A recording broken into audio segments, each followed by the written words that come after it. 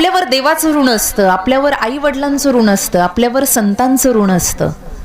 ही ऋण फेडण्यासाठी वारकरी संप्रदायामध्ये ह्या उपाययोजना केलेल्या आहेत. सच्चिदानंद रूपाय विश्वोत्पत्त्यादि हेतवे तापत्रय विनाशाय श्रीकृष्णाय वयं नमः. भागवतकार सांगतात, भगवंताचं गुण, आजचा श्लोक मी निवडलाय भागवतातला, हा भगवंताचा स्वभाव, भगवंताचं गुण आणि भगवंताचं कार्य सांगणारा श्लोक आहे. खरं तर माय ज्ञानेश्वरीचं निरूपण माझ्या समोर आहे. माऊली ज्ञानोबरायांचा या श्लोकावर आधारित एक अभंग आहे. सत्य ज्ञानानंत गगनाचे प्रावरण, नाही रूप गुण वर्ण जेथे. तो हरी श्रीहरी पाहिला डोळे भरी, पाहता पाहणे दुरी सारोनिया. ज्ञानदेव म्हणे ज्योतीची निज ज्योती, ती ही उभी मूर्ती विटेवरी. थोडासा फोन बाजूला ठेवा आणि माझ्याकडे लक्ष द्या. भगवंताचा गुणानुवाद करायचा आहे, कारण ऋण फेडायचं. या मृत्यूलोकामध्ये आल्यावर ही 3 ऋण आपल्यावर आहेत. भगवंताचं ऋण आहे, संतांचं ऋण आहे आणि माता पित्यांचं ऋण आहे. यापैकी कोणती ऋण फेडू शकतात? वंदनीय महाराज म्हणतात, हे 3ही ऋण आपण फेडूच शकत नाही. कारण भगवंत साक्षात भगवंत आहे.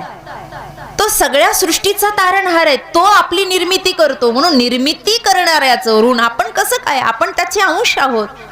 जगाचं उपादान कारण माया आणि ब्रह्म हे अस्तित्व ज्या परमेश्वरानं सांभाळलं, ज्याच्या श्वासाश्वासाला या सृष्टीची रचना होते आणि ज्याच्या भ्रुकुटी विलासामध्ये सृष्टीचा प्रलय होतो. भ्रुकुटी विलास म्हणजे काय?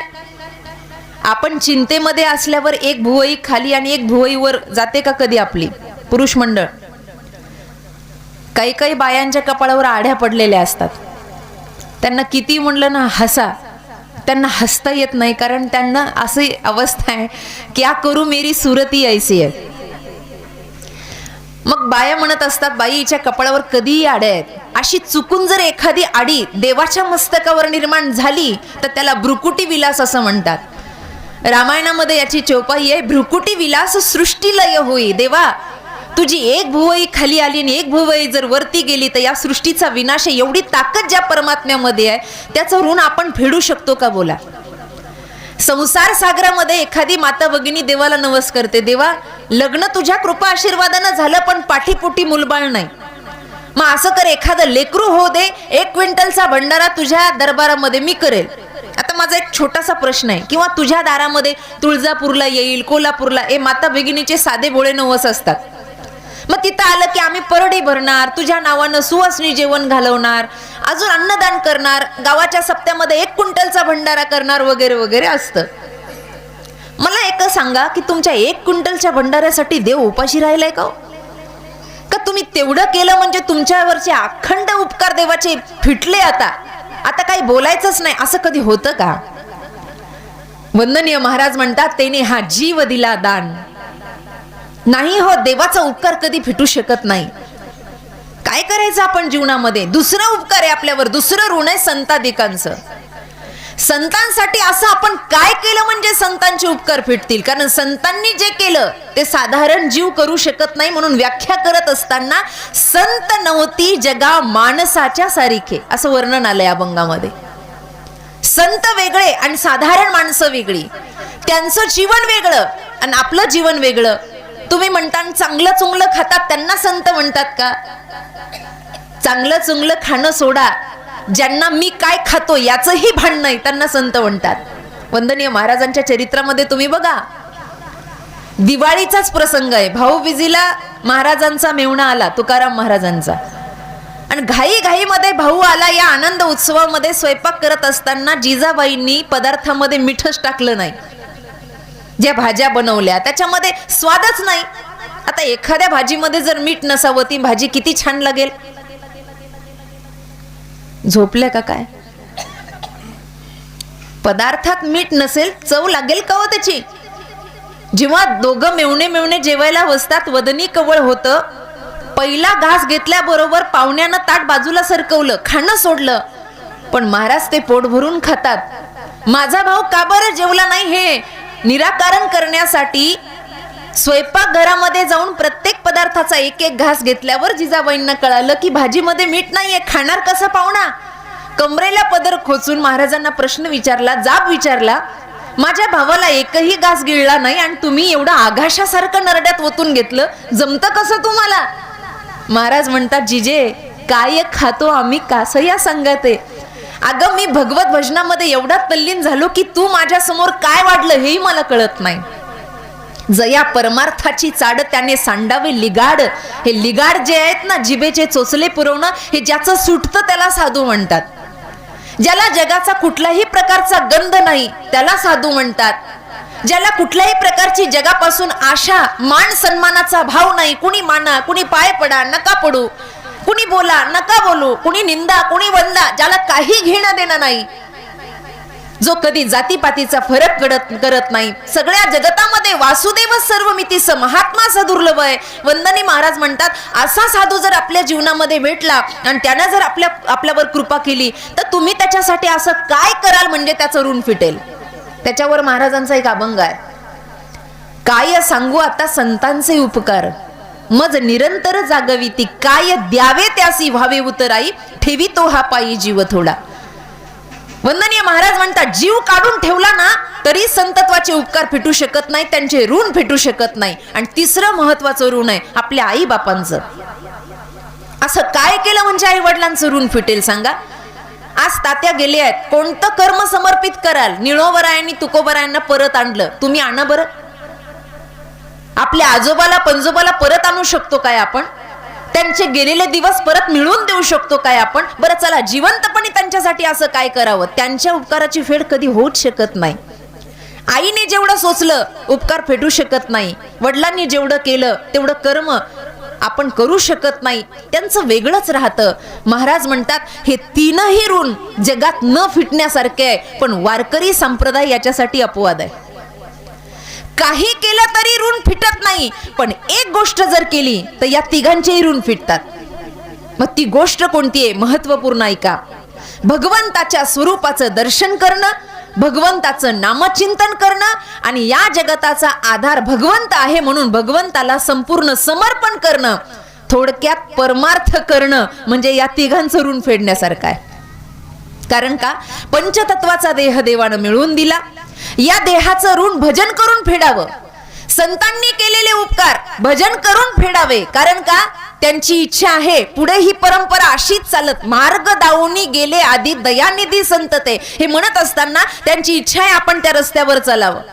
जर त्यांची इच्छा नसती तर त्यांनी गाथा लिहिला नसता. ज्ञानेश्वरी हे लिहिण्याचं कारण काय आहे? काय कारण आहे? वडिलांनी एखादं मृत्यूपत्र लिहून दिलं, माझ्या नंतर हे करा असं म्हणण्याचं कारण काय आहे? किंवा तुकाराम महाराजांचा तुमच्या समोर अभंग आहे, माझ्या वडिलांची मिराशी गा देवा, हा अभंग लिहिण्याचं कारण काय आहे? बोला. मी नेहमी हे उदाहरण सांगते, तुकोबांचा बाप गेला त्यावेळेला तुकाराम महाराज घरात नव्हते. कदाचित इथं बसलेल्यापैकी कुणावर ही वेळ आलेली असेल तर बघा, वडिलांचा जीव जातोय, मुलगा घरामध्ये नाहीये. ज्या वेळेला तुकाराम महाराज भजनामध्ये दंग आहेत, घाईघाईमध्ये घरातून निघाले आहेत. बरं, तुकाराम महाराजांचं जाणं काही घरच्यांना सांगून नव्हतं.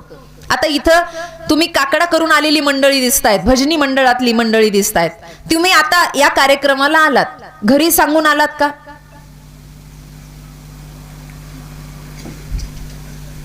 भांडणं होतीन घरी, सांगून येत जा, असं येत जाऊ नका. एखादा व्यक्ती, आता फोनच्या सुविधा आहे, मी माझ्या लक्ष्मीला, अरे तिला तर माहिती ना हे वर्ष श्राद्धाच्या कार्यक्रमाला गेले, तिला तर माहिती हे मंदिरात काकड्याला गेले. तुकाराम महाराजांचं जाणं कुणालाच माहित नव्हतं. बरं, तुकाराम महाराज कुठे आहेत याचा पत्ताही कुणाला नव्हता. त्यांच्यासाठी काय एक डोंगर होता का बाबा? कोणत्या डोंगरावर बसतील? मी नेहमी सांगते, आता भंडाऱ्या डोंगरावर कोट्यवधीचं काम चालू आहे. जुनी जाणती मंडळी इथं बसली, त्यांनी मला सांगावं, पूर्वी तिथं काही नव्हतं. काय होतं भंडारा डोंगरावर? मग आता तिथं मंदिरं होतात. याचं कारण काय? तुकाराम महाराजांना जिथे जागा मिळाली तिथे बसून त्यांनी भजन केलं, आणि जिथे त्यांनी भजन केलं तिथं आता मंदिरं होत आहेत. त्यांनी भजन करून ती जागा पवित्र केली. त्यांचं असं ठरलेलं नव्हतं का दसऱ्यालाच माळ घालायची आणि दिवाळीलाच माळ घालायची. त्यांचं असं ठरलेलं नव्हतं फक्त एकादशीलाच भजन करायचं, द्वादशीला गाववर हुडकायचं, असं नव्हतं. मोजून मापून त्यांचा परमार्थ नव्हता, म्हणून ते तुकाराम महाराज आहेत आणि आपण साधारण माणसं आहेत. ज्या वेळेला वलोबांचा जीव कासावीस व्हायला लागला आणि कंठाजवळ प्राण आला, तेव्हा त्यांच्या तोंडातून शब्द आला, तू क्या कुठे आहे? कारण घरातली जबाबदारी, कुणीतरी एक व्यक्ती असा असतो, कुणीतरी जवळचा मुलगा असा असतो की त्याच्यावर घराची जबाबदारी द्यायची असते. मरताना बाप त्या मुलाला जवळ बोलून घेतो म्हणजे काहीतरी द्यायचं. बाकीच्या नातेवाईकांना गैरसमज झाला जे घरात होते.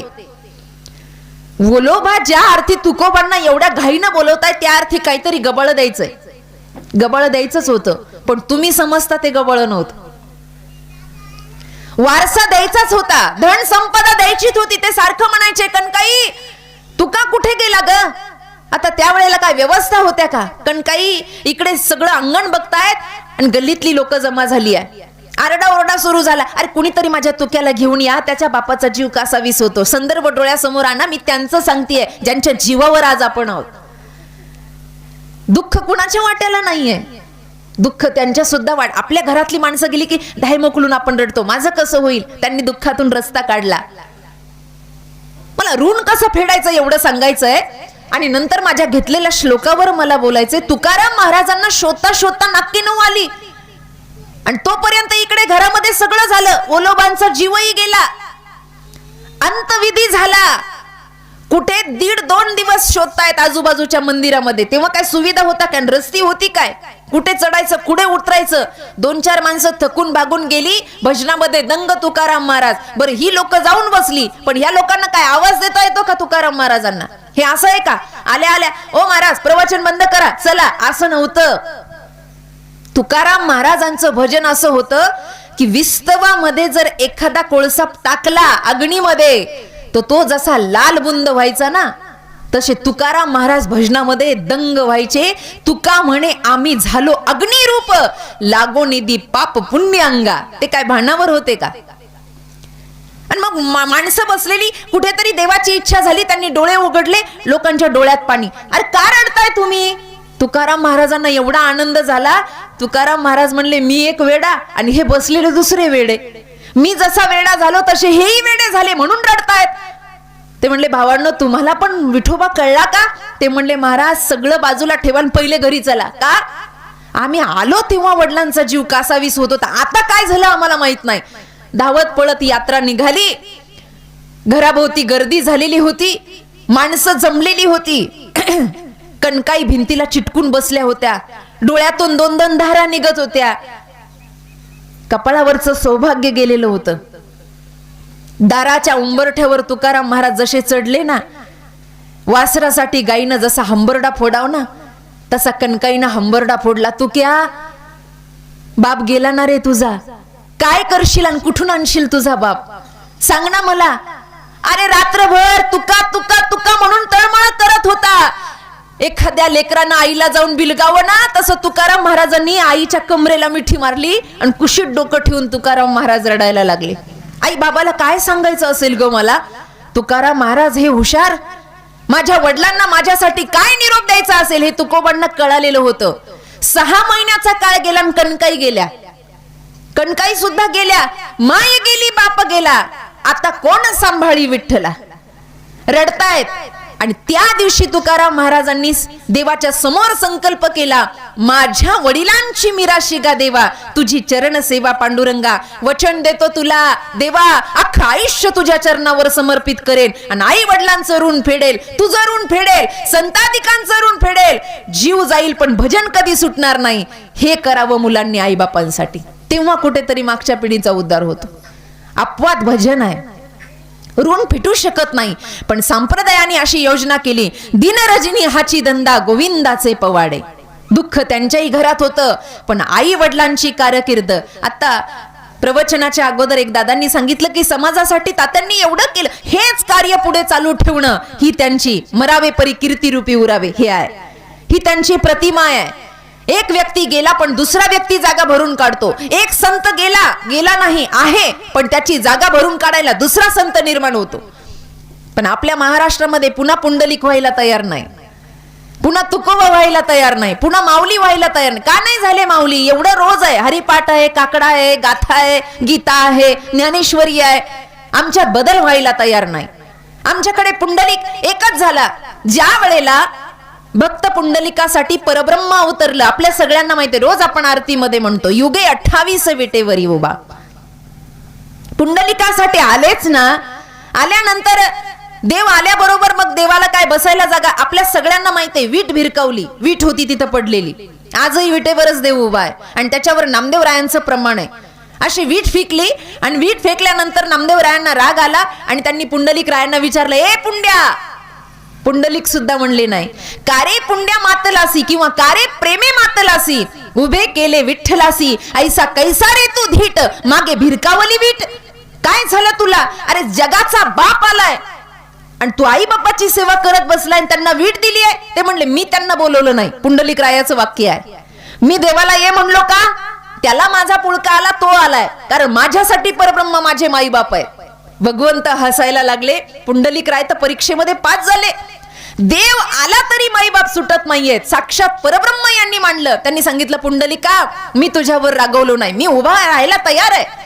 मग विटेवर परब्रह्म उभा राहिलं आणि उभा राहिल्यानंतर नामदेवरायांना रडू आवरेना. मग नामदेवराय म्हणले, देवा आता हे किती दिवस आणि किती वेळ? त्यांना वाटलं घटकाभर देव उभा राहील नावापुरता आणि मग थोड्या वेळानं खाली मांडी घालून बसल. तो देव आहे, आपल्यासारखा नाही वचन बदलणारा. तो उभा राहिला. मग सहज विचारलं नामदेवांनी, ए देवा आता विटेवर उभा राहिलात, आता उतरायचं कधी?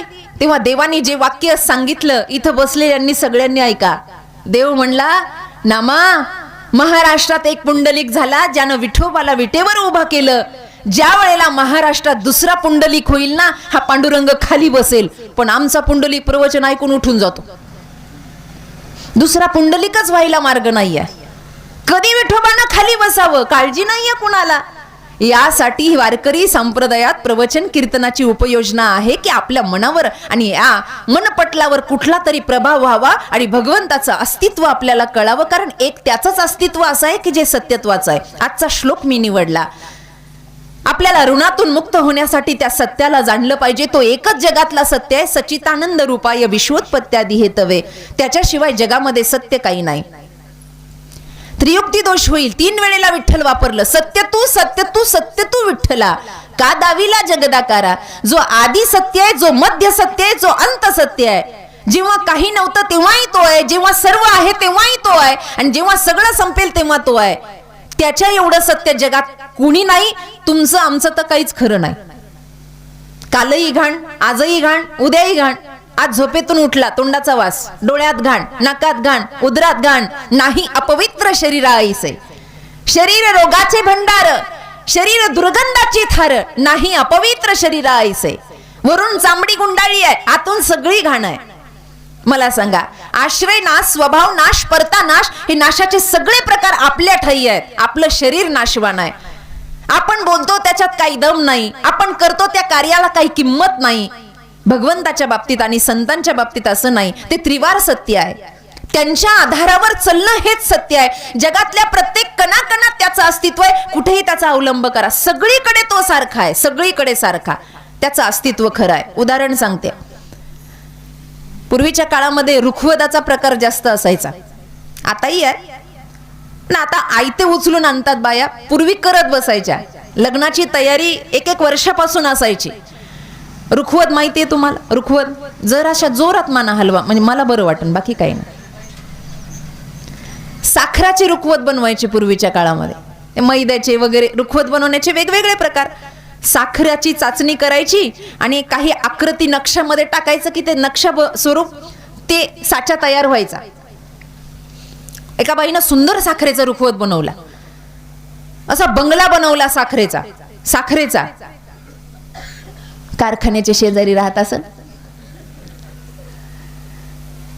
बंगला बनवला. आता बंगला बनवल्या मला बंगल्यातल्या वस्तू पण बनवायला पाहिजे ना. लोक काय म्हणते, नुसता बंगलाच आहे, त्या पलंगावर काय बंगलाच मांडायचा का वस्तू? मग त्याचे छोटे छोटे पातिले बनवले, त्याच्या डिश बनवल्या, त्याचा एक डायनिंग टेबल बनवला, त्याच्या खुर्च्या बनवल्या साखरेच्या. मग त्याची माणसं बनवली. मग घरातली काही माणसं म्हणली, अगं एवढं बनवलं, मग ज्या घरात माणसं आहे त्या घरात एखादं कुत्रं नको का? मग साखरेचं कुत्रं बनवलं. मग कुत्रे म्हणल्यावर ती म्हणली, अगं बाई मला मांजर आवडते, मांजर बनवू का? साखरेची मांजरही बनवली.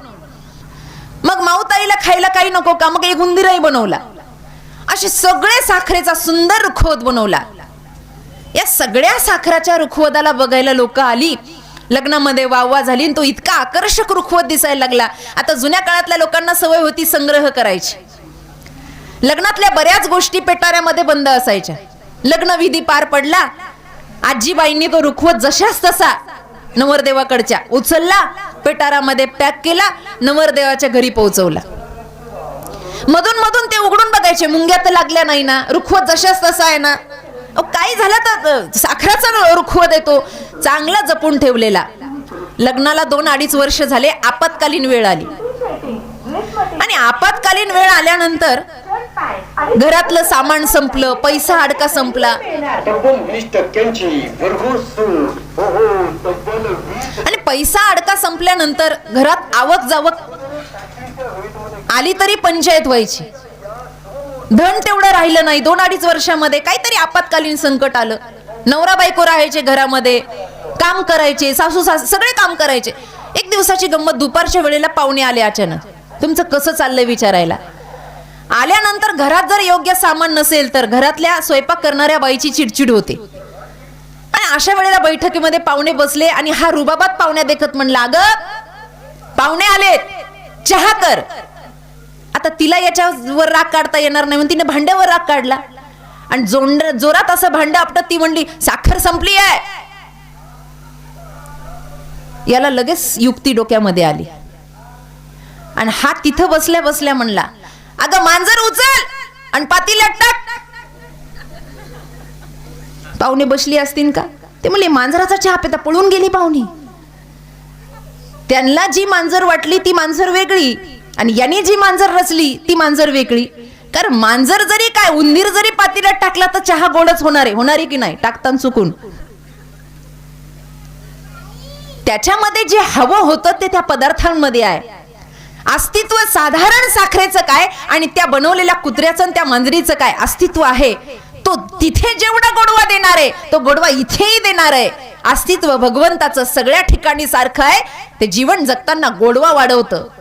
त्याचं अस्तित्व मिटवणारं आतापर्यंत कोणी झालं नाही. तो त्रिवार सत्य आहे. भागवतकार सांगतात त्या सत्याची उपासना आपल्या जीवनामध्ये करा. त्या सत्याला बघा, त्याला आठवा. त्याचं स्वरूप आहे सच्चिदानंद रूप आहे. तो सत्य आहे, चिद आहे, आनंद स्वरूप आहे. आपण जो मिळवतो तो आनंद त्याचा नाही, परमार्थाचा आनंद वेगळा आहे. आणि तो आनंद एकदा मिळाला की तो जीवनातून कधीच जात नाही, लक्षात घ्या. पण हे आनंद मिळवताना भागवतकारांनी या श्लोकाच्या शेवटी सांगितलं, तापत्रय विनाशाय, पण कधी श्रीकृष्णाय वयम नुमा. तुम्ही भगवंताची शरणागती घेतली तर हे सगळं आहे. आपल्या जीवनात आलेला आनंद कधी घटणार नाही, पण शरण जा. काकड्यामधले अभंग सगळ्यांच्या पाठ आहे आणि तुम्ही रोज म्हणता. उठा जागे भारे, म्हणा जरा, स्मरण करा भावे चरणी, चुकवी व्यथा धनदारा, बंधू सोयरे सर्व. मोठ्याने म्हणा जरा, एवढं किती सोपं आहे म्हणणं. टाळ वाजवता वाजवता सर्व मिथ्या हे जाणून शरण रिघा देवाशी सुटना. रस्त्यानं चाललं तरी खिळा सापडलं तर म्हातारं उचलतंय, सुनबाई जपून ठेव. अरे मरायची वेळ आली आहे, खिळा जपून ठेव. किती संग्रह, किती तो ठेवा. ही प्रवचन पुण्यस्मरणाला 10व्याला 13वाला याच्यासाठी आहे. कर्म करून माणूस गेलाय, साधारण माणूस नाही, देव माणूस गेलाय. निदान त्याच्या विचाराची थोडी तरी शिदोरी घ्यावी. आपलं जीवन जगता जगता या समाजामध्ये आपली कुणाला गरज आहे. आपल्यासाठी कुणीतरी थांबलंय. नुसतं खाणं पिणं संसार करणं नटणं याच्या पलीकडे एक आयुष्य आहे, याच्या पलीकडे एक जगणं आहे. शिवशंभूनी हा विचार केला असता स्वराज्य घडलं नसतं. छत्रपतींनी कातडी लोळवली नसती, धर्मवीर संभाजी महाराजांनी काही घडलं नसतं. आज आपल्या बायांच्या कपाळावर गंधही राहिले नसते. कुठेतरी त्यांच्यासाठी जगा. एक तर संतत्वासाठी आपलं जगणं असावं, एक तर देवत्वासाठी जगणं असावं, नाहीतर या मायभूमीसाठी आपलं जगणं असावं. तर या देहाची सार्थकता आहे आणि तर मागच्या आणि पुढच्या पिढीचा उद्धार आहे. असं वर्णन आहे. कुळामध्ये तिघापैकी एक तरी जन्माला यावं, तेव्हा पिढींचा उद्धार होतो. हे जे आपले पूर्वज गेलेत ना, यांचा उद्धार करण्यासाठी तुम्ही म्हणता केलं पिंडदान सकाळी, नुसतं तेवढं पिंडदान करून उद्धार होत नाही. मग तर काही काही लोक पाप करतात आणि गयाला जातात, प्रयागला जातात, तिथं समर्पण करतात. मुठभर तांदळासाठी तुमचा बाप उपाशी आहे काय? का तेवढ्याच याच्यासाठी तो कावळा बनून येतो? सांगा मला. असं नाही होत. काही काही ब्राह्मण लोक सांगतात तुमच्या घराला पितृदोष लागलाय. कशामुळे हा पितृदोष? तुमचे पितृ अतृप्त काय आहेत? अरे ते जिवंत असताना तुम्ही त्यांच्या मनासारखे वागले नाहीयेत ना, त्यांचा आत्मा तळतळतोय. निष्ठावंत भावानं एखाद्याची मनवासना असते, माझ्या मुलांना हे कार्य करावं. तुम्ही जर ते केलं नाही ना, तुम्ही असे किती अन्नदान केले तर बापाच्या जीवाला शांती नाही. त्यांना काय वाटत होतं? ते जर आस्तिकतेमध्ये जगत असतील, मी चुकीचं सांगत नाही, एखाद्याचा बाप म्हणेल माझ्या पोरानं चोर व्हावं असं कोणत्याच बापाला वाटत नाही. कुठेतरी त्यांच्या मनात चांगला भाव असेल ना, त्या चांगल्या भावाची जोपासना करावी. असा व्यक्ती कुळाखंडाना जन्माला यावा. महाराज म्हणतात तिघापैकी एक यावा. एक तर सती यावी, एक तर सैनिक यावा, नाहीतर एक तर साधू यावा.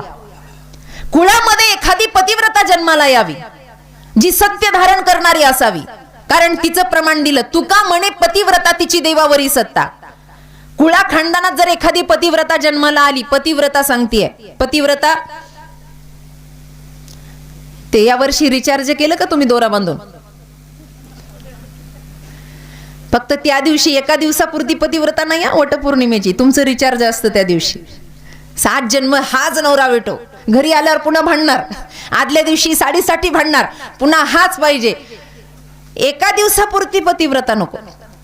पतिव्रता जिची भावना अशी असते, ए निसर्गा, ए देवा, सूर्याला साक्षी, चंद्राला साक्षी म्हणून मी माझ्या पतीबद्दल जी भावना निर्माण करते, मनानं वचनानं मी माझ्या पतीशी समर्पित आहे.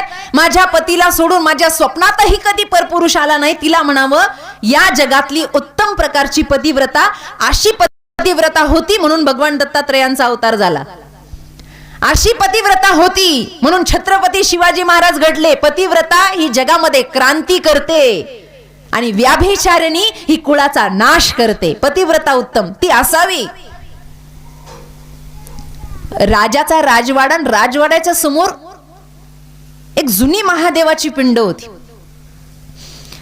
आणि जीर्णोद्धार करावा असं राजाच्या कुळगुरूने सांगितलं की राजा, तुला जर तुझं ओश तेज कायम टिकवायचं असेल ना, तर तुझ्या राजवाड्यासमोर पुराण काळापासून हे जे शिवाचं मंदिर आहे ना, हे शिवाच्या मंदिराचा जीर्णोद्धार कर. एवढं विशाल मंदिर बांधण्याचा हेतू राजाने ठेवला, पण शिवलिंग उचलावं लागणार आहे, पुन्हा स्थापना करायची आहे, पण शिवलिंग हलवावं लागणार आहे, काय करायचं? तेव्हा कुळगुरूंनी सांगितलं राजा, असे कितीही प्रकार पंडित आले तर शिवलिंग हलणार नाही. मग त्यांना सांगितलं राजा, गावामध्ये एखादी महान पतिव्रता असली पाहिजे, त्या पतिव्रतेनं स्पर्श केल्याबरोबर शिवलिंग हलणार. नाही तर असे तू काशीचे ब्राह्मण, हरिद्वारचे आण की ऋषिकेशचे, काही कर.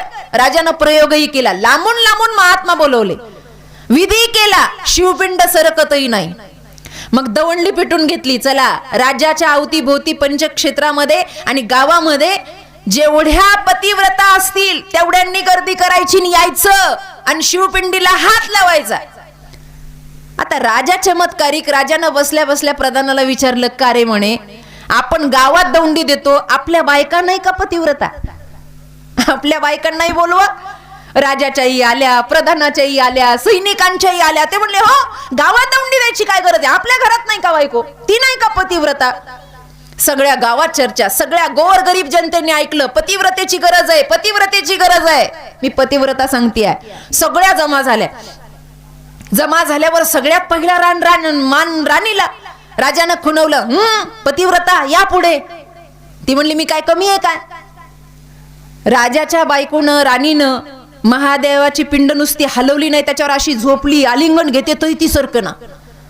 राजा म्हणला, प्रधाना चुकलं बरं का आपलं, पिंड हलत नाही, पिंड सरकतही नाही. प्रधानाची आली, प्रयोग केला. मग सरसेनापतीच्या जेवढे पदावर होते त्यांच्याही बायका आल्या. राजभवनातल्या सगळ्यांच्या पत्न्या संपल्या, पिंड हलत नाही. जे तमाशा बघायला आले होते त्याही बाया कमरेला पदर खोचून उठल्या. मग 10 जणी एका वेळेला हलवायला लागल्या. म्हणलं ब्राह्मणाचं चुकलं असन, निदान 10चं बळ, पिंड हलेना. अर्ध गाव संपलं, पंचक्रोशी संपली. एवढी गर्दी का झाली? बोळ्या भाबड्या अवस्थेत राहणारी एका धोब्याची बायको, 4 घरी धुणं धुणारी, अर्ध्या गुडघ्यापर्यंत लुगडं बांधलेलं, घामाघूम झालेली, कपाळ कपाळावरचं कुंकू असं पांगलेलं, केस वाकडे तिकडे झालेले, कपडे धुवून लोकांचे बांगड्या फुटलेल्या, गळ्यात फुटका मणी नाही. आणि एवढी गर्दी आज का झाली म्हणून तिला काही दौंडी बिंडी ऐकायला टाइम नाही. आणि ती तिथून चालली होती. कुणीतरी सांगितलं गर्दीमध्ये जाऊ नको, दुसऱ्या रस्त्यानं जा. कुठून कुणाचे कपडे धुवून आलीस तू दुसऱ्या रस्त्यानं? ती म्हणली पण झालं काय? मागच्या माणसांनी सांगितलं कुणीतरी एक पतिव्रता पाहिजे आणि ती पतिव्रता असल्याशिवाय महादेवाची पिंड सरकणार नाही. ती म्हणली असं होय? सगळ्यांना धक्के देत ती पुढे गेली. आणि पुढे गेल्यावर म्हणली अरे राजा, दुसऱ्याची काय गरज आहे, मी आहे की. राजा म्हणला माझ्या बायकोच्यानं सरकन, तू कुठून आलीस? ती म्हणली राजा पतिव्रताच पाहिजे ना, मग आहे की मी. लोकांच्या लक्षात आहे ना. तिनं जे डोळे बंद केले आणि ती म्हणली ए सूर्यनारायणा, माझ्या पती व्यतिरिक्त जर मी कधीच कुणाचं ध्यान केलं नसेल आणि मी तन मनानं जर माझ्या पतीची समर्पित आणि एकनिष्ठ असेल तर या शिवशंभूची जागा सरकू दे. अहो हात लावायचं सोडा, तिनं नजर टाकल्याबरोबर शिवपिंड सरकली. याला म्हणतात पतिव्रता, जी एकनिष्ठ आहे, अनन्यश्चिंत. हे सांगत असताना अर्जुनाला एवढंच सांगितलं ही महान पतिव्रतेचं कुळाखंडनात अशी जर पतिव्रता जन्माला आली तर त्या पतिव्रतेच्या पुण्याईनं तुमच्या मागच्या आणि पुढच्या पिढीचा उद्धार होतो. दुसरं लक्षण, कुळामध्ये एखादा सैनिक जन्माला यावा, त्यानं जर निष्ठावंत भावानं गावाचं, देशाचं, राज्याचं मीठ खाता खाता इमानदारीनं जर कष्ट केले असतील तर त्याच्या मेहनतीनं आणि त्याच्या समर्पणानं कुळाखंडनाचा उद्धार होतो. आणि तिसरं व्यक्तिमत्व म्हणजे साधू. घरामध्ये एखादा निष्ठावंत वारकरी तरी जन्माला यावा, निदान त्याच्या पुण्याईनं आणि त्याच्या सत्कर्मानं कुळाखंडनाचा उद्धार होईल. हे सत्य आहे. या सत्याची जोपासना जर आयुष्यामध्ये आपण केली नाही तर नुसते हे वर्ष श्राद्ध साधून उपयोग होत नाही. तात्यांच्या पाठीमागे त्यांचे आदरणीय दादासाहेब असतील, चंद्रशेखर दादा असतील, त्यांच्या 2 मुली असतील जे आपल्या सासरी नांदतायत, पण नांदून सुद्धा आपल्या वडिलांच्या विचारानं सत्कर्म करतायत, गोरगरिबांना मदत करतायत, सहकार्य करतायत. हे जे कार्य त्यांच्या विचाराचं तुम्ही चालू ठेवताना बाबा, हे कार्यच त्यांना सद्गती देत असतं. भगवंताचं स्वरूप सत्याचं आहे, माणसाचं कार्य सत्याचं असावं, माणसाचं ध्यान सत्याचं असावं. भागवतकार सांगतात अशा सत्य अस्तित्वानं तुम्ही जर समर्पण केलं तर अत्यंतिक प्रकारचा आनंद, तापत्रय विनाशाय श्रीकृष्णाय वयं नुमा, तो भगवंत तुमच्यावर अनुग्रह करतो आणि तुमच्या जीवनातला अत्यंतिक प्रकारचा ताप दूर होतो आणि आनंदाची प्राप्ती होते. म्हणून एक लक्षात ठेवा, संतादिकांचं जीवन आनंदात व्यक्त झालं. आजही सूर्यचंद्राच्या साक्षीपर्यंत त्यांचं अस्तित्व राहणार आहे. तुम्हाला लक्षात असेल, तुम्ही ज्ञानोबांचं चरित्र जर वाचलं असेल, ऐकलं असेल तर म्हणे मुक्ताबाई अशा 2 बोटं करायच्या. 2 बोटं. ज्या वेळेला यमदूत आला, आता यमदूताचं येणं नाही, कदाचित तो माऊलीच्या दर्शनाला आला असेल, पण ज्या वेळेला त्याचं दर्शन मुक्ताबाईला झालं लहान वयामध्ये, त्यावेळेला त्या यमराजाने यमदूतानं सांगितलं म्हणे मी ज्ञानोबाला न्यायला आलो, कमी वयामध्ये यांचं जाणं आहे, मी न्यायला आलो. तेव्हा मुक्ताबाई म्हणे अशा 2 बोटं दाखवत होत्या. मग काहींना असं वाटलं 2 वर्ष नाहीये, तो यमराज यमदूत हुशार होता. मुक्ताबाई म्हणले ए वेडा आहेस का, 2 वर्षांना सांगत नाही, 2 महिन्यानं सांगत नाही, 2 दिवसानं सांगत नाही, जोपर्यंत दोघं आहेत तोपर्यंत माझ्या ज्ञानोबाचं अस्तित्व आहे. दोघं कोण? एक सूर्य आणि दुसरा चंद्र. पण मी तर याच्या पलीकडे जाऊन म्हणेल, हे दोघं आहेत तोपर्यंत अस्तित्व माऊलींचं नाही, अरे माऊली आहेत तोपर्यंत हे दोघं येत राहतील. हे अस्तित्व आहे. कारण त्यांच्याशिवाय आपल्या जीवनाला आनंद कुठे आहे? आज ज्ञानोबा तुकोबांचे विचार नसते. बरं, मला एक गंमत वाटते, या संतांजवळ एवढं होतं, त्यांनी एवढी प्रक्रिया केली, एवढं नाव कमवलं, एवढं अस्तित्व कमवलं, पण क्षणभरही अभिमान केला नाही. आज आपण थोडं दानधर्म करतो, काही अस्तित्व आपलं टिकणार नाही, पण एवढ्या अभिमानानं राहतो. आज या पुण्यस्मरणाच्या निमित्तानं सांगते, मला वाटतं मी 2-3 वर्ष इथे येऊन गेले आहेत, पण ऐकणाऱ्यांसाठी हा संदर्भ असेल तर नीट ऐका. काही नाही माणसाच्या आयुष्यामध्ये, एक क्षण असं आहे की त्या अस्तित्वाला माणसाचं सगळं संपणार आहे. या प्रवचन कीर्तनातून सांगणाऱ्यानेही आणि ऐकणाऱ्यानेही एक ठेवा घ्यायचा असतो, ज्या दिवशी जीव जाईल त्या दिवशी सगळं अस्तित्व संपतं ना, आतापासून सावध राहा. इथं बसलेले आपण, कोणती घडी आपल्याला माहितीये ना, राजकारण्याला माहितीये ना, कीर्तनकाराला माहितीये ना, ऐकणाऱ्या शेतकऱ्याला माहितीये ना, एखाद्या शिक्षकाला माहितीये का कधी जाणार आहे, कोणता सिंबॉल लागलेला आहे का, गॅसची टाकी कधी संपते माहितीये का, आणलेली टाकीची डेट माहिती आहे? कोणत्या दिवशी टाकी आणली आपल्या घरात आपण तारीख लिहून ठेवली. हुशारबाईनं सांगावं कोणत्या दिवशी संपणार आहे. सांगू शकतो का? ती टाकी जशी कधी संपणार आहे माहित नाही ना, तशी ही टाकी कधी थांबणार आहे माहित नाही. शिक्का लागलेला नाही आहे. त्या गोष्टीमध्ये सावध राहा. जे संतांनी केलं तर कार्य करत राहा, तेव्हाच त्याचं अस्तित्व जपून राहील. तुकोबांनी केलं म्हणून आज कारकीर्द आहे, ज्ञानोबांनी केलं म्हणून आज कारकीर्द आहे. त्यांनी काहीतरी केलं म्हणून त्यांची नावं मोठी आहेत, त्यांचं अस्तित्व मोठं आहे. एक उदाहरण सांगते तुम्हाला. आयस्टन नावाचा एक शास्त्रज्ञ, फार मोठं नाव होतं त्याच्या काळामध्ये त्याचं, आणि त्याचे प्रयोगही भरपूर झालेले होते आयस्टनचे, आणि विद्यार्थी संख्या भरपूर वाढलेली होती. अशा वेळेला गावागावामध्ये व्याख्यानं व्हायची, आणि ते व्याख्यानं सांगायला ऐकायला एवढी गर्दी असायची, हुशार. आणि जागेवर कुणी प्रयोग विचारला की आयस्टन सांगायचा. मोठा शास्त्रज्ञ होता. एक गाव असं होतं की त्या गावकऱ्यांनी काही त्याला पाहिलेलं नव्हतं, नुसतं नाव ऐकून होतं. आणि दिवाळीच्या वेळेला आपल्या गावात पाडव्याच्या निमित्तानं काहीतरी पर्व काळ असावा म्हणून आयस्टनचं व्याख्यान त्या जुन्या लोकांनी ठेवलं. पत्रव्यवहार झाला. आता पूर्वी काही एवढी मोबाईलची व्यवस्था नव्हती की फोन लगेच केला. पत्रव्यवहाराद्वारे त्यांनी विचारलं की साहेब, पाडव्याच्या दिवशी आम्ही तुमचं व्याख्यान ठेवतोय, तुम्ही याल ना? यांनी इकडून निरोप दिला, वा, अगदी, येणं आणि जाणं हा माझा स्वभाव आहे, मला ज्ञान वाटायचंय, मी तुमच्या गावाला येईल, आजूबाजूच्या गावात प्रचार करा, भरपूर लोकांना त्याचा उपयोग झाला पाहिजे. एवढे विद्यार्थी आणि एवढे शास्त्रज्ञ, छोटे मोठे वैज्ञानिक, ते व्याख्यान आले ऐकायला. तुम्ही जसं आता प्रवचन ऐकायला आवडती व्यक्ती तिथे जाते, एवढी गर्दी होणार होती. लोकांचा दुसऱ्यांदा निरोप आला, सर काही करा पण टाळू नका बरं का, तुमच्या नावानं पब्लिक तयार झाली आहे. आणि लोकांनी तर एवढा आनंद व्यक्त केला की एवढा मोठा माणूस आपल्या गावामध्ये येणार आहे, काही करा पण या. आता लोकांनी काही त्याला पाहिलेलं नव्हतं, फक्त पत्रव्यवहार झालेला होता. ऐन दिवाळ सण जवळ आला आणि हे आजारी पडले. कोण? आयस्टन. ना एवढा ताप भरला, उठता येईना बसता येईना. ड्रायव्हर होता सेवा करणारा, तो सकाळी सकाळीच आला. म्हणलं, सर आपल्या या कागदावर लिहिलेले की आजची तारीख अमुक गावाला आहे, तिथे आपल्याला जाणं आहे. आणि त्या लोकांचं दुसरं पत्र मी वाचलं, ते लोक आत्मविश्वासानं आपल्याला बोलवतात, विश्वास ठेवलाय, पब्लिक भरपूर येणार आहे, काही करा पण चला. आयस्टन म्हणलं, गड्या, अन्न जात नाही, तोंडातून शब्द निघत नाही, उठून बसलं तरी मला चक्कर येते, आणि अशा अवस्थेत मी 2 तास उभा राहून व्याख्यान करणार आहे, तुला वाटतं का? जाऊ दे, आपण त्यांना माफी मागू नंतर आणि परत कधीतरी त्यांच्या गावाला. ते म्हणले, सर असं होत नाही, काही झालं तरी कुणाचं मन तोडू नये, तुम्ही फक्त तिथं चला, तुमची अवस्था पाहून लोक काय करायचं ते करतील. एवढी मनाची तयारी केली, शेवटी याला आवरलं नाही. आणि हा काय म्हणला माहितीये का? सर तुम्ही उठन गाडीत बसा बरं. अरे ते म्हणले, वेडा आहेस का, मला बोलता येत नाही आणि तू म्हणतो गाडी. तो म्हणला, तुम्हाला बोलायला सांगतं कोण? मग व्याख्यान कोण करणार आहे? तो म्हणला, मी. सरांनी कपाळाला मारून घेतलं. म्हणले, तू? म्हणले, एवढ्या दिवस तुमच्या सोबत काहीतरी चोरून घेतलं असनच ना, काहीतरी येत असेलच ना मला, एवढ्या दिवसाची गाडी. सावकाश बांधायला पाहिजे. असू दे, वाऱ्याने सटकलं ते.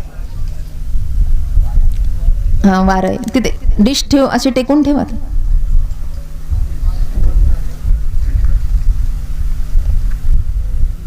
असू द्या. हा हा, पाठीमागून ते पडदा हल्लाय. असू द्या, असू द्या. पाठीमागून बांधायला पाहिजे होतं. ऐका, असू द्या, लक्ष द्या. त्यांनी सांगितलं, तू कसं काय माझ्या जागेवर बोलणार म्हणे, ना असं कसं काय होणार? तो म्हणला, सर मी सगळं सांभाळून घेतो, माझ्याकडे लक्ष द्या, तुम्ही फक्त येऊन बसा, तुम्ही आले तरी मला बोळे. त्याला धडधडायला लागलं. तो म्हणे, अरे जाऊन दगड मारतील लोक, तुला काही खरं येतं? तो म्हणला, आजची तारीख चुकवायची नाही, तिथं जाऊन बोलायचं, कार्यक्रम करायचा, व्याख्यान करायचं, एवढं माझ्या डोक्यात आहे. मी काहीतरी शिकलोय, मी बोलेल बरोबर, तुम्ही फक्त चला. वैतागून तो आयस्टन उठला, माझ्याकडे लक्ष द्या, आणि गाडीमध्ये बसला. यानं पुन्हा त्याला खाली उतरायला लावलं. म्हणला, सर उतरा. म्हणे, आता काय? तुमचे कपडे काढा म्हणे, माझे साधे कपडे तुम्ही घाला आणि तुमचे कपडे मला घालायला द्या. काही लक्षात आलं का? इसंगचे फार आगाऊ असतं बरं. माझे साधे कपडे तुम्ही घाला आणि तुमचे कपडे मला घालायला द्या. आता मी व्याख्यान कर, लोकांनी काय पाहिलंय का तुम्हाला? मग चांगले कपडे तर पाहिजे ना बोलताना अंगावर. त्यामुळे ठीक आहे बाबा, काय करणार आहे कुणास ठाऊक. त्यांनी ते साधे कपडे, त्याचे मळालेले कपडे घातले आणि यांचे चांगले कपडे त्याने घातले, सूटबूट सगळा घातला, गेला तिथे गाडी चालवत चालवत. चला काही बोलू नका म्हणे, ताप आहे ना, शांत बसा. तिथे गेलो, एवढा समाज पाहिला. याच्या बाप जन्मात याच्यासाठी कुणी फटाके फोडले नव्हते. लोकांनी नगाडे वाजवले, बेंडबाजा लावला, यांची मिरवणूक काढली. हा असा छाती काढून चालायचा ना, आयष्ट खरा आयष्ट ना आपला. ताप आलेला होता, चालता येत नव्हतं. आणि ते एक शब्द आहे, मोठी माणसं अशी आहे, त्यांना फार मोठेपणा नको असतो, त्यांचं जे आहे ते जगाला आपोआप कळतं.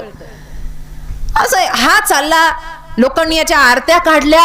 मग काय याला गाजत वाजत स्टेजवर नेलं. एवढ्या फुलाच्या माळा तर कधीच याच्या गळ्यात पडलेलं नव्हतं. हे असं फुगलं. माईक लावला, बोलणं सुरू झालं. चला ठीक आहे, लोक बसले आहेत, भाषण चालू झालं, व्याख्यान चालू झालं. तो म्हणला सर तुम्ही इथून हलू नका, इथे बसा. मांडी घालून तो बसला. लोकांना काय माहिती खाली कोण बसलंय आणि बोलतंय कोण म्हणून. आयस्टन म्हणून सगळे ऐकत होते. कमाल झाली अशी, हा जसा जसा बोलायला लागला, ऐका, तशा तशा टाळ्या पडायला लागल्या. आणि आयस्टन म्हणला हा शहाणा कधी एवढा माझ्याकडे शिकला मलाही माहित नाही. आयस्टनच्या भाषणापेक्षा याच्या भाषणावर टाळ्या पडल्या. आणि लोकांना एवढं ते व्याख्यान आवडलं. लोक म्हणले वा, याला म्हणतात वाणी, याला म्हणतात प्रभाव, याला म्हणतात सूत्र मांडण, सूत्राची बद्धता आणि प्रयोगाची शिकवण. सगळे विद्यार्थी वया घेऊन बसलेले, एवढे खुश झाले. आहा हा हा हा, यानं सुटकेचा श्वास सोडला. म्हणला सर जमलं का? सरांनी फक्त असं केलं, शांतता सगळी, सगळं झालं. आता त्या ऐकणाऱ्यामध्ये सगळेच विद्यार्थी नव्हते, काही काही प्राध्यापक होते. आणि यांनी सांगता सांगता काहीतरी गोंधळ केलेला होता आणि ते सूत्र त्यांच्या लक्षात आलेलं नव्हतं. असे हुशार तिघजण स्टेजवर आले. आणि स्टेजवर आल्यावर ते म्हणले सर तुम्ही एवढं व्याख्यान केलं पण सूत्र काही आमच्या लक्षात आली नाही, जरा त्याची बांधणी कशी पुन्हा एकदा सांगता का? झालं का जीवाचं पाणी? नुसतं पोपटपणची बोलणं सोपं आहे, पण फटकन एखाद्यानं काही विचारलं तर ते सांगताही आलं पाहिजे ना. झालं जीवाचं पाणी. आणि मग हा सरांकडे पाहायला लागला, सर याच्याकडे पाहायला लागले. पण याला जागेवर सुचलं. काही काही लोकांची पाय पवित्र बुद्धी विचित्र असते, त्यांना कसं सुचतं काय माहिती. याला पटकन सुचलं.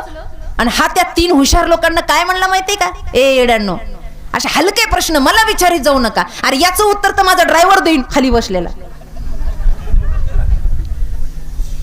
पण सरही काय म्हणले ना, ते म्हणले आता याला वाचवणं नाही तर बेदम मार खाईल म्हणले. हे आधीच चुकलेलं याच्याकडून. ते उठले आणि ते सूत्र त्यांना बरोबर समजावून सांगितले. ती लोक पाया पडत गेली. ते म्हणले बघा ड्रायव्हरच एवढा हुशार ना, आपली काय लायकी यांना प्रश्न विचारायची. ते गाजावाजा करत गेले. हे दोघ जण गाडीत बसले आणि परतीच्या प्रवासाला निघाले. सर म्हणले अरे गड्या व्यवस्थित जमलं तुला, पण म्हणले सूत्राची उत्तरं कशी काय नाही आली? तो म्हणला सर सूत्राची बांधणी जर मला जमली असती तर तुमच्या गाड्या कशाला धूत बसलो असतो. तुम्ही काहीतरी केलं म्हणून हे तुम्हाला जमतंय. तुम्ही आमचे बाप याच्यासाठीच आहात, तुम्ही आमचे गुरु याच्यासाठी आहात की समाज बांधून ठेवण्याची नाही, समाजात क्रांती करण्याची ताकद तुमच्यामध्ये आज आहे ना. तुम्ही ती साधना केली आहे, तुम्ही ते कार्य केलंय. हेच ज्ञानोबा तुकोबांचं कार्य आहे. आमच्यासारखे हजारो प्रवचनकार रोज फिरता, पण त्यांच्या नावावर जे जग तरतं ना ते त्यांचं अस्तित्व आहे, ते त्या भगवंताचं अस्तित्व त्यांनी जोपासलंय. म्हणून ऐका, आपल्या जीवनाची दिशा त्यांच्या ठाई समर्पित असावी, आपल्या जीवनाचं वळण त्यांच्या तत्वाला पूर्ण असावं आणि त्यांच्यापर्यंत चालणारी आपली कारकीर्द असावी. तर आपल्यावर असणारी ही ऋणही फिटतात, आपलाही उद्धार होतो आणि आपल्या पूर्व पिढींचा, आपल्या पुढच्या पिढीचाही उद्धार होतो.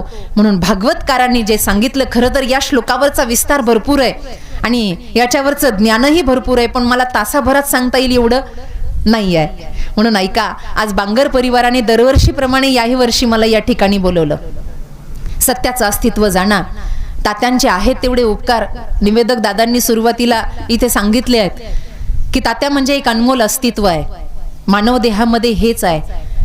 आपण गेल्यानंतर कुणीतरी माईक घेऊन आपल्याबद्दल बोलावं. मी तर नेहमी म्हणत असते, आपल्याबद्दल बोलावं असं लोकांकडे भांडवल असलं पाहिजे. नाही तर आम्ही रोज दहाव्याला फिरतो आणि रिकामी भाषणं ऐकतो. आजचे बोलणारे सोडून, राग पाहू नका माझ्यावर. कुणी आज बोलणारं असेल तर इथलं सोडून उद्या तुमचं सांगाल. आपल्याबद्दल कुणीतरी माईक घेऊन बोलावं असं अस्तित्व आपल्याकडे असावं. नाही तर मग काय, ते भेटत होते, ते हसत होते, त्यांच्या घरी गेल्यावर ते चहा पिले, हे काय सांगणं आहे काय? हे का अस्तित्व आहे का? संतावर तासनतास बोलावं हे संतांचं अस्तित्व आहे. जीवावर बोलत बसावं. आणि ज्या दिवशी बोलण्याची संधी येते ना, समजायचं हा साधारण माणूस नव्हता. एक गोष्ट जाता जाता फक्त 5 मिनिटं घेते आहे. काही केलं ना तर माणसाचं जीवन पूर्णत्व होत नाही, अपूर्ण आहे. महिला मंडळ आणि पुरुष मंडळ दोघांनाही सांगते, मरायच्या शेवटच्या 5 मिनिटाला आपल्याला कुणीतरी विचारावं, झालं का सगळं जगून? काहीतरी राहिलेलंच असणार आहे, काहीतरी राहिलेलं. कुणी म्हणेल माझ्या मुलीचं लग्न राहिलं, कुणी म्हणेल नाही नाही व्यवसायामध्ये एवढा गुंतलो की मग पत्नीला वेळ देण्याचंच राहिलं, कुणी म्हणेल नाही माझं फिरणं राहिलं, कुणी म्हणेल नाही माझं खाणं राहिलं.